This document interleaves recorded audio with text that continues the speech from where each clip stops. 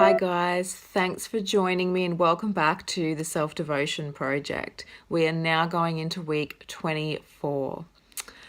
So last week was all about friendships, which was, it was a good week to have that because the last couple of weeks have been quite heavy and even dark, I might say, and not just for myself, but for many, many people that I've come into contact with, either on Facebook or in person. It seems that we've all kind of collectively been going through quite a bit the last couple of weeks, whether it be people passing away, serious accidents, illnesses, either being diagnosed or getting worse, getting worse. So yeah, just a lot of stuff going on for a lot of us. Today I've had a really long day. I had to travel quite far from home to attend a funeral. And, funerals, I guess they're a celebration of life. I mean, I believe that the soul lives on, but, it still is sad. It's sad losing loved ones.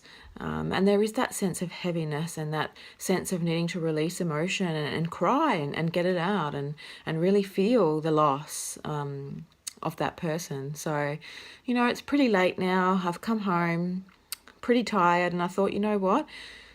The video usually comes out on Monday, so I'm just going to do a really short one today just to get it up sort of in time, I guess, for you guys and just tell you what's been happening. So for me personally, there were 3 people that passed away last week that were loved ones of loved ones, if you like.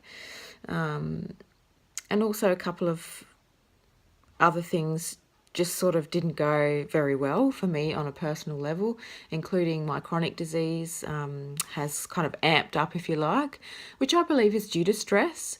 So given that it's been a bit of a heavy time the last few weeks and that my stress levels have gone up, and that's despite, of course, still using, as many of my tools as I can, which I always do, deep breathing and meditation and great, gratitude.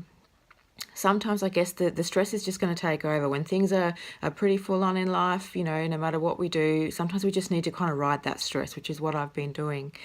So last week, it being about friendships, the technique of the week, it was a good week to have that because, I mean, when you're going through these times, what's better than catching up with a friend and having that support, having that person who really gets you, who really loves you unconditionally and will be there for you to hold that space to really allow you to work through the emotion that you're feeling and needing to express. So given that it has been quite a difficult couple of weeks, I thought that this week might just be an extension to last week, in that it's going to be about pet love. So when I say pet love, I'm talking about our pets. So for me, I have an adorable puss. Actually, I should have included him in the video, but he's gone to bed. His name's Babushka, and I've had him for about, let me think, maybe 12 years. So he is definitely a member of the family. I haven't had children yet, so he is my child. He is my baby, and he knows it. Yeah, I just absolutely adore him. And I find that in these sorts of times, he can tell. He can tell that I need that little bit of extra love. Like, animals are very intuitive. And I feel like at the moment, spending as much time as I can with him is just going to be of benefit to me. I mean, I spend a lot of time with him anyway, but I guess sometimes when I get busy, I do forget, that he's there. And to give him that attention and get it back, get that love and attention back from him. And I mean, look, they've even talked about the fact that cats' purrs are healing. So the vibration of the purring cat is actually healing to the body.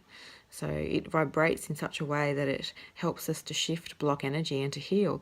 So that's pretty cool. So I'm going to be laying that cat of mine on my chest, on my heart chakra, and just allow him to send those beautiful purring vibrations into my heart and help me clear out some of that emotion. So this week's all about pet love. And look, there's a lot of research out there that talks about how having pets is good for your mental health. Especially, there's been a lot of research in the elderly population. So when people, have lost their other half, it's often suggested that they get a pet if they don't already have one, so that they have that companionship. And yeah, it has been shown to improve their mental health, their emotional health. And even their social life, really, because I mean, you know, people mix with other people that have pets, you know, when they go for walks and they meet people. And so, yeah, anyway, I've just always thought that having a pet is just an amazing thing. And I can't imagine really living without a pet, to be honest. Cats are kind of my preference, but then I do love every kind of animal. So, you know, whether it be a dog or a bunny rabbit or a turtle or a snake or a spider, even, whatever it is that you have or that you'd like to have, you know, I suggest that, you know, if you're able to have a pet, if it's something that you can do, then yeah, go for it, because they just add so much richness to your life, so much love, and that unconditional love as well. Even cats, yeah, I know some cats can be a bit funny, but my boy is just absolutely beautiful, and I'm so blessed to have him, and I just absolutely adore him. So this coming week, technique of the week is pet love. I'm going to cuddle my cat like anything and just love, love, and love him and let him love me back. I think I'm going to leave it there, guys. It has been a heavy day.